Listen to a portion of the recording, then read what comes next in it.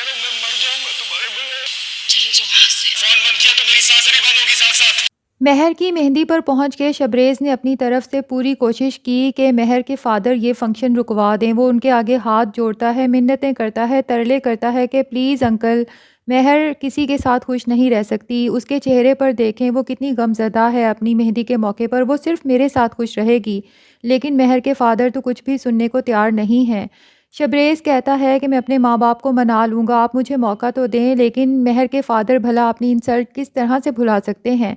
वो उसको तड़ी लगाते हैं कि मैं तुम्हें लॉकअप में बंद करवा दूँगा। शबरेज़ कहता है चाहे करवा दें आप मुझे लॉकअप में बंद, लेकिन मैं महर की शादी नहीं होने दूँगा। मैं वापस आऊँगा और फिर यही सब कुछ करूँगा, इसलिए बेहतर यही है कि आप इस शादी को खुद से रुकवा दें। लेकिन महर के फ़ादर को शबरेज़ की कोई बात पसंद नहीं आती, बल्कि उनको तो उल्टा गुस्सा ही आता है कि ये पहुँच गया है मेरी और मेरी बेटी की बदनामी करवाने।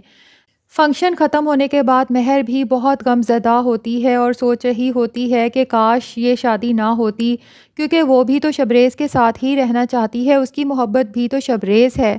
अभी महर शबरेज़ के बारे में सोच ही रही होती है कि शबरेज़ की कॉल आ जाती है उस फ़ोन पर जो शबरेज़ ने महर को चोरी दिया है, जिसका अभी तक घरवालों को इल्म नहीं है। शबरेज़ दुहाइयाँ देता है कि महर प्लीज़ ये शादी मत करो, मैं मर जाऊँगा तुम्हारे बगैर, मैं नहीं जी सकता, और उसके घर के बाहर ही खड़ा होता है। लेकिन महर को पता है कि वो हेल्पलेस है, वो कुछ भी नहीं कर सकती। वो नीचे जाकर शबरेज़ से कहती है कि प्लीज़ मुझे भूल जाओ और यहाँ से चले जाओ, और उसे धक्का देकर वहाँ से जाने का कहती है।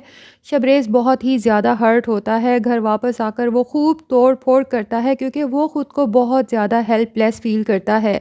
एक तरफ महर उसकी बात सुनने को तैयार नहीं, दूसरी तरफ महर के फ़ादर उसकी बात सुनने को तैयार नहीं, और उसके अपने घरवाले जो कि उसको किसी तौर समझ भी नहीं रहे, उसकी मोहब्बत को समझने को बिल्कुल भी तैयार नहीं है।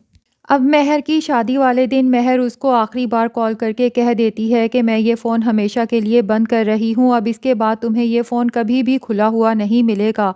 शबरेज़ की तो जैसे जान हथेली पे आ जाती है, वो कहता है कि अगर तुमने फ़ोन बंद किया तो मेरी सांसें भी साथ-साथ बंद हो जाएँगी। महर लेकिन उसकी कुछ बात नहीं सुनती, रोती है लेकिन फ़ोन काट देती है, और शबरेज़ हैरान-सा फ़ोन को देखता रह जाता है। लेकिन शबरेज़ ज़ाहिर-सी बात है कि महर को किसी और का तो होने कभी नहीं दे सकता। अब आगे चल के शबरेज़ क्या करने वाला है, ये तो हमें आने वाली एपिसोड्स में ही पता चलेगा।